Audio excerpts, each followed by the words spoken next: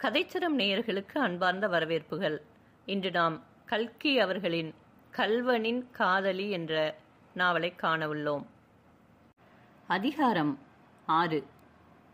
பயமறியா பேதை. முத்தையனை போலீஸ் சேவகர்கள் வீதியில் சந்தித்து அழைத்து கொண்டு போனதை அச்சமயம் தற்செயலாக அந்த பக்கம் போக நேர்ந்த செங்கமலத்தாச்சி பார்த்து கொண்டிருந்தாள். இந்த செங்கமலத்தாச்சி முத்தையன் குடியிருந்த அதே வீதியில் அவனுடைய வீட்டிற்கு 5-6 வீட்டுக்கு அப்பால் வசித்தவள். அவள் ஒரு ஏழை ஸ்திரீ. காலை வேளையில் இட்லி கட்டு விற்று ஜீவனோபயம் நடத்தி வந்தாள். அவளுக்கு 13-14 வயதான ஒரு மகன் மட்டும் உண்டு.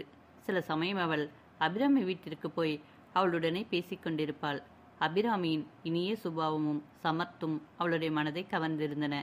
அபிராமி போன்ற ஒரு பெண் தனக்கு இருந்தால் எவ்வளவு நன்றாக இருக்கும் என்று அவள் ஒவ்வொரு சமயம் எண்ணுவதுண்டு. அபிராமி அந்த மாதிரி தனி வீட்டில் இருப்பதை பற்றி கூட செங்கமலத்தாச்சி சில தடவை பிரஸ்தாபித்திருக்கிறாள். அந்த தெருவிலே ஒரு வரிசைதான் வீடுகள். அநேகமாக எல்லாம் மடத்தைச் சேர்ந்தவையே.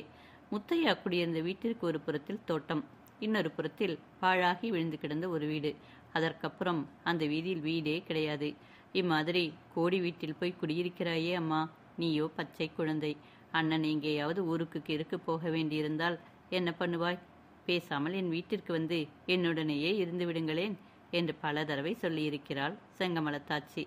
ஆனால் அபிராமி அதை காதில் வாங்கி கொள்ளவே இல்லை. பயம் என்றால் என்னதென்று அவளுக்கு தெரியாது. மேலும் அண்ணன் முத்தையன் இருக்கும் பொழுது அவளுக்கு என்ன பயம்? யாரால் என்ன செய்ய முடியும் அவளை? முத்தையனுக்கு 2 பக்கமும் 2 போலீஸ்காரர்கள் நின்று அவனை அழைத்து கொண்டு போனதை பார்த்ததும் செங்கமலத்தாச்சிக்கு சொரேல் என்றது. அவள் விரைந்து நடந்து நேரில் அபிராமியின் வீட்டிற்கு வந்து சேர்ந்தாள். தாழ்பால் போட்டிருந்த கதவை இடித்தாள். அபிராமி அண்ணன் தான் வந்து விட்டான் என்று எண்ணிக்கொண்டு சட்டென்று கண்ணீரை துடைத்து கொண்டு எழுந்தாள். ஆனால் அண்ணன் குரல் கேட்காமல் இருக்கவே கொஞ்சம் சந்தேகம் தோன்றி யாரது என்று கேட்டாள். நான் தான் அபிராமி, கதவை திற என்று செங்கமலத்தாச்சியின் குரல் கேட்கும் ஜன்னலால் எட்டி பார்த்து வேறு யாரும் இல்லை என்று தெரிந்து கொண்டு கதவை திறந்தாள். அபிராமியின் கண்கள் அழுது அழுது சிவந்திருப்பதையும் கண்ணமெல்லாம் கண்ணீர் வழிந்த அடையாளங்கள் இருப்பதையும் கண்ட செங்கமலத்தாச்சிக்கு பரபரப்பு அதிகமாயிற்று. அடி பெண்ணே, என்ன விபரீதம் நடந்து விட்டதடி? அங்கேயோ உன் அண்ணனை போலீஸ்காரர்கள் அழைத்து போகிறார்கள், இங்கேயோ நீ அழுது அழுது கண் கோவை பழமாக ஆகியிருக்கிறது. முத்தையன் என்னடி பண்ணிவிட்டான்? நல்ல பிள்ளையாச்சே என்றாள். அபிராமிக்கு திக்கு திசை புரியவில்லை. போலீஸ்காரர்கள் அண்ணனை அழைத்து போகிறார்கள்? ஏன், எதற்காக? செங்கமலத்தாச்சி மெல்ல மெல்ல விசாரித்து அன்று நடந்ததையெல்லாம் தெரிந்து கொண்டாள். கடைசியில், ஐயோ, அந்த படுபாவி சங்குப்பிள்ளையின் கண் உண்மையிலும் விழுந்து விட்டதா? அவன் பொல்லாத ராட்சசனாச்சே. அவனுடைய சூழ்ச்சிதான் எல்லாம். என்னமோ பொய்கேஸ் எழுதி வச்சு முத்தையனை போலீசாரிடம் பிடித்து கொடுத்திருக்கிறான். ஐயோ பெண்ணே, உனக்கு இப்படியெல்லாமா வரணும் என்று அவள் புலம்பிக் கொண்டிருக்கும் பொழுதே வாசலில் எங்கம்மா இங்கே இருக்காளா என்று ஒரு சிறு பையனுடைய குரல் கேட்டது. வாடா தம்பி என்றாள் செங்கமலத்தாச்சி.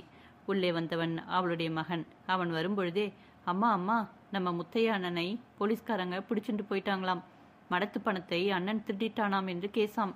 போலீஸ் ஸ்டேஷனில் கொண்டு வச்சு அடி அடின்னு அடிக்கிறாங்களாமா என்று சொல்லி கொண்டு வந்தான். இதை கேட்டதும் அபிராமி ஹோ என்று அலறி தரையில் தலையில் முட்டிக்கொள்ளத் தொடங்கினாள். செங்கமலத்தாச்சி சட்டென்று அவள் தலையை பிடித்து தன் மடியின் மேல் வைத்துக்கொண்டு, அசட்டு பெண்ணே, இந்த முட்டாப்பையில் ஏதோ உடறினால் அதை கேட்டுக்கொண்டு இப்படி செய்யலாமா? அவனுக்கு என்ன தெரியும்? போலீஸ் ஸ்டேஷனில் அடிக்கிறதெல்லாம் அந்த காலம். இப்போ கவர்னராக இருந்தால் கூட ஒருத்தன் மேலேயும் கை வைக்கக்கூடாது. கை வச்சால் கண்ணை பிடுங்கிடுவாங்க. இதோ பார், நீ கவலைப்படாதே, நான் வழி சொல்கிறேன்.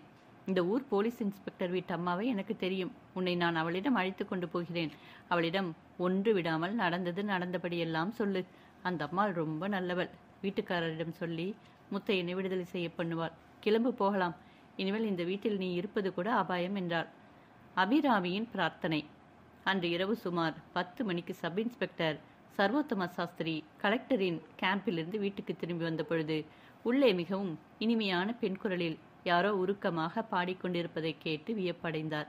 சற்று நேரம் வாசலிலேயே நின்று கேட்டுக்கொண்டிருந்து விட்டு உள்ளே சென்றார்.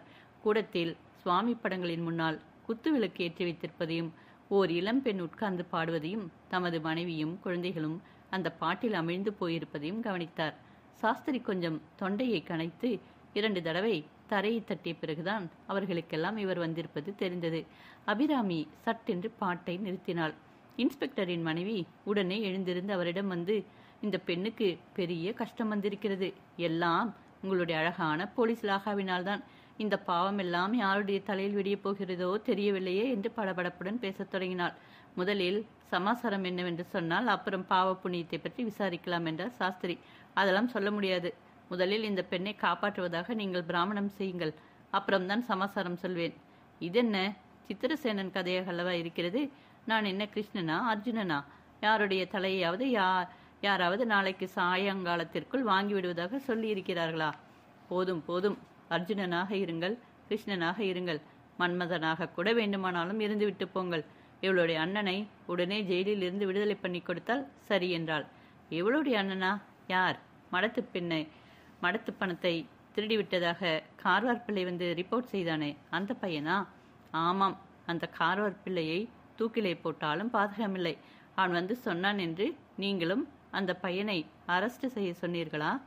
பிறகு மீனாட்சி அம்மாள் அபிராமியும் செங்கமலத்தாட்சியும் தெரிவித்தபடி எல்லா விவரங்களையும் சர்வோத்தம சாஸ்திரியிடம் சொன்னாள்.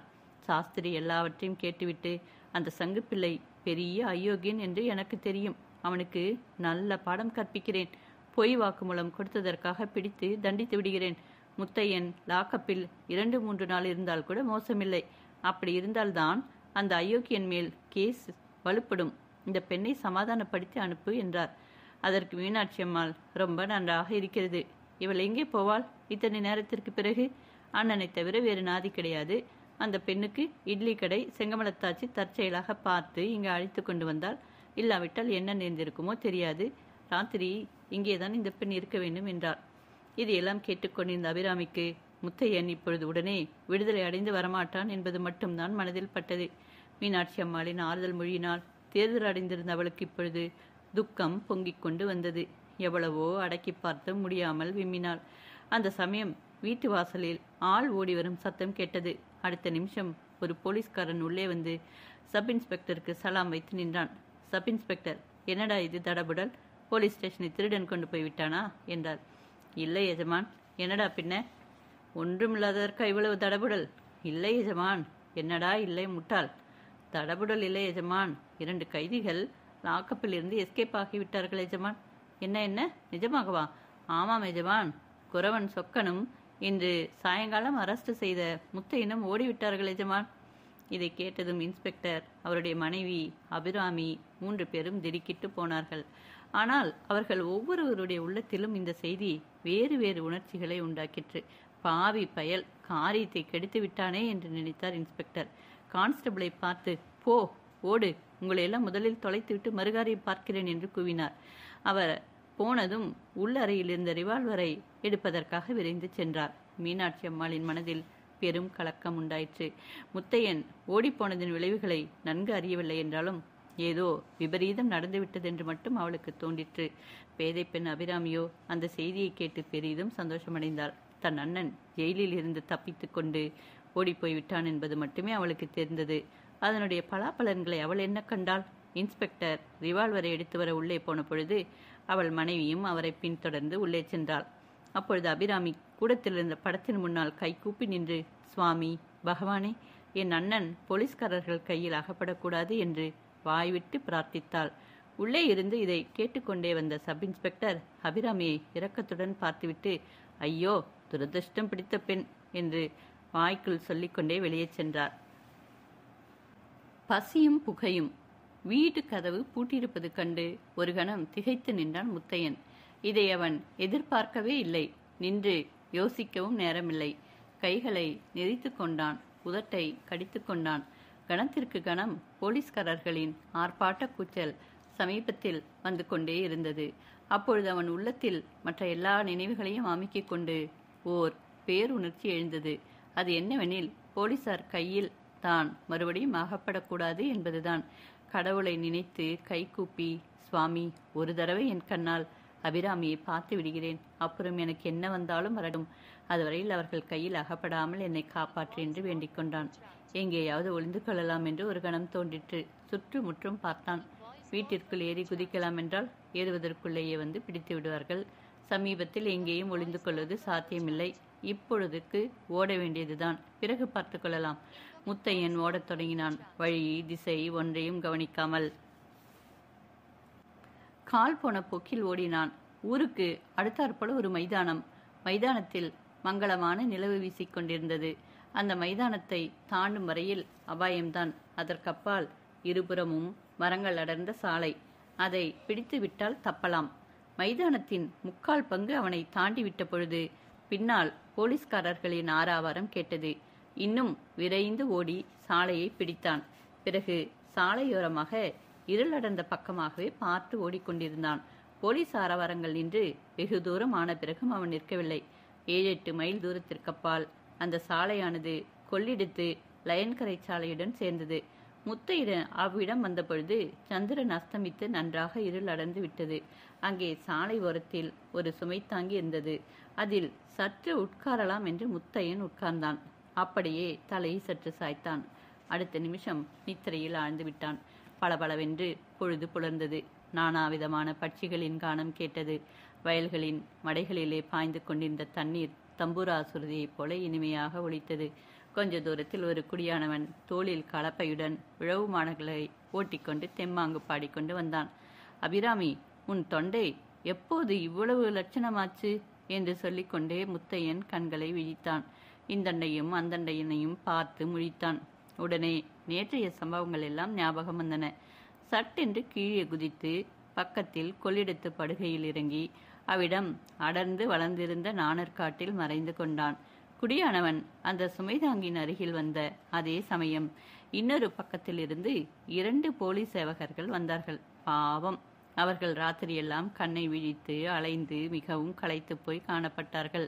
அடே, இங்கே எங்கேயாவது ஒரு ஆளை கீழே பார்த்தாயா என்று ஒரு போலீஸ்காரன் அந்த குடியானவனை பார்த்து கேட்டான். குடியானவன் திருதிருவென்று விழிக்கவே இன்னொரு போலீஸ்காரன், அடே என்னடா முழிக்கிறாய், ஆளு தேளு எதையாவது பார்த்தாயா என்று அதட்டும் குரலில் கேட்டான். குடியானவன் தன் கையில் வைத்திருந்த காகித பொட்டலத்தை சட்டென்று பின்புறமாக இருந்துவிட்டு, சாமி, நான் பார்க்கலிங்க, நான் பார்க்கவே இல்லைங்க என்று அலறினான். அவன் பொட்டலத்தை எறிந்ததை போலீஸ்காரர்கள் ஒருவன் பார்த்துவிட்டான். அதை எடுத்து பிரிக்கத் தொடங்கினான். குடியானவன், ஐயோ சாமி, நான் இல்லை, நான் போடவே இல்லை என்று இன்னும் அதிகமாக கதறினான். பிரித்த பொட்டலத்திற்குள் ஒரு தேளை கண்டதும் போலீஸ்காரன் அலறி அடித்துக்கொண்டு அதை கீழே போட்டான். 2 கான்ஸ்டபிள்களும் அந்த குடியானவனுடைய 2 காதுகளையும் பிடித்து கொண்டார்கள். என்னடா சமாசாரம், நிஜத்தை சொல்லிடு, இல்லாவிட்டால் சாமி சாமி சொல்லிடுறனுங்க. எங்க துரைசாமி இருக்கானுல்ல, துரைசாமி, அவன் நேற்று நான் தூங்கிட்டு இருந்த போதே என் காதில் கட்டெரும்ப போட்டானுங்க. அதற்கு பதிலாக அவன் மேலே போடுறதுக்காகத்தான் தேளை பிடிச்சிக்கிட்டு வந்தனுங்க சாமி. அது உங்களுக்கு எப்படியோ தெரிஞ்சுக்கிடுச்சே, அதெல்லாம் ஆச்சரியமா இருக்கு என்று மூக்கின் மேல் விரலை வைத்து ஆச்சரியப்பட்டான் குடியானவன். போலீஸ்காரர்கள் அவன் பிடரியை பிடித்து ஒரு நெட்டி தள்ளிவிட்டு மேலே சென்றார்கள். சற்று தூரத்தில் மறைவில் இருந்து இதையெல்லாம் பார்த்து கொண்டிருந்த முத்தையன் நாணற்காட்டின் வழியாக மேலே நடக்கலானான். நடக்கும் பொழுதே யோசித்து கொண்டே போனான். இன்றெல்லாம் போலீஸ் நடமாட்டம் அதிகமாகத்தான் இருக்கும். ஆகையால் சாலை பக்கம் தலை காட்டக்கூடாது. ஒருவன் கொள்ளிடக்கரை நாணற்காட்டில் மட்டும் புகுந்துவிட்டால் அவனை கண்டுபிடிக்க யாராலும் முடியாது என்று முத்தையன் கேள்விப்பட்டதுண்டு. அது உண்மை என்று இப்பொழுது நன்றாக தெரிந்தது. நாணலில் 10 அடி தூரத்தில் உள்ளவனை கூட பார்க்க முடியாது. பல மைல் விஸ்தீரானம் அடர்ந்திருக்கும் அக்காட்டில் மறைந்திருப்பவனை எங்கே என்று தேடுவது? எத்தனை பேர் தேடினால்தான் ஆகிற காரியமா? ஆகவே எவ்வளவு நாள் வேண்டுமானாலும் அந்த நாணற்காட்டில் அவன் அகப்படாமல் இருக்கலாம். ஆனால் இருந்து என்ன செய்வது? எதற்காக இருக்க வேண்டும்? எத்தனை நாள் அப்படி இருப்பது? அபிராமியை பார்ப்பதற்கு வழி என்ன? அபிராமியின் நினைவு வந்ததும் இவள் வீட்டை விட்டு எங்கே போயிருப்பாள் என்று சிந்திக்க தொடங்கினாள். அப்பொழுது நேற்று மத்தியானம் கான்ஸ்டபிள்கள் தன்னை போலீஸ் ஸ்டேஷனுக்கு அழைத்து போகையில் வழியிலே செங்கமலத்தாச்சி வீதியின் ஒரு பக்கம் போய்க் கொண்டிருந்ததும் அவள் தன்னை வியப்புடனே பார்த்துவிட்டு சென்றதும் ஞாபகம் வந்தன. ஐயோ, அந்த பாவிகள் என்னை கைது செய்து கொண்டு போகிறார்கள் என்று மட்டும் தெரிந்திருந்தால் ஆட்சியிடம் அபிராமியை பார்த்து கொள்ளும்படி சொல்லியிருப்பேனே என்று நினைத்தான். ஆனால் தான் சொல்லாது போன போதிலும் செங்கமலத்து ஆட்சியேதான் அபிராமி ஒண்டியாக இருக்கக்கூடாது என்று சொல்லி அவளை தன்னுடன் வீட்டிற்கு அழைத்து போயிருக்க வேண்டும். இல்லாவிட்டால் அபிராமி வேறு எங்கே போயிருப்பாள்? ஒருவேளை கார்வார் பிள்ளைதான் மறுபடியும் வந்திருப்பானோ? அந்த நினைவே அவனுக்கு எல்லையில்லாத துன்பத்தை அளித்தது. 100 தேள்கள் சேர்ந்தாற் போல கொட்டிவிட்ட மாதிரி இருந்தது. தலையை அதிவேகமாக ஆட்டி அசைத்து அந்த நினைவை போக்கிக் கொண்டான். அப்படி ஒரு நாளும் இராது. அவ்வளவு துணிச்சல் அவனுக்கு ஒரு நாளும் வராது. ஆனால் ஏற்கனவே அவன் தனக்கு செய்த தீங்குதான் கொஞ்சமா? பாவி, போலீசிலே பொய் கேஸ் எழுதி வைத்து தன்னை கைது செய்தானே, அடே கொலைபாதகா! அப்பொழுது முத்தையனுக்கு வந்த கோபத்தில் பக்கத்தில் இருந்த நாணலையெல்லாம் பீத்து எறிய தொடங்கினான். நாணலின் கூரிய முனை அவன் உள்ளங்கையை அறுத்தது. அதனால் ரத்தம் கசிந்து கொண்டிருந்தது கூட அவனுக்கு தெரியவில்லை. அப்பொழுது பட்டென்று அவனுக்கு சமீபத்தில் ஒரு கல் வந்து விழுந்தது. தூரத்தில் சாலையில் என்ற சத்தம் கேட்டது. சாலையில் போகிறவன் யாரோ நாணல் ஆசிரியதை கொண்டு நரியாக்கும் என்று நினைத்து கல்லை விட்டு எறிந்திருக்க வேண்டும். நாணர் காட்டிற்குள்ளே கூட ஜாக்கிரதையாகத்தான் இருக்க வேண்டும் என்று முத்தையன் அப்பொழுது அறிந்தான்.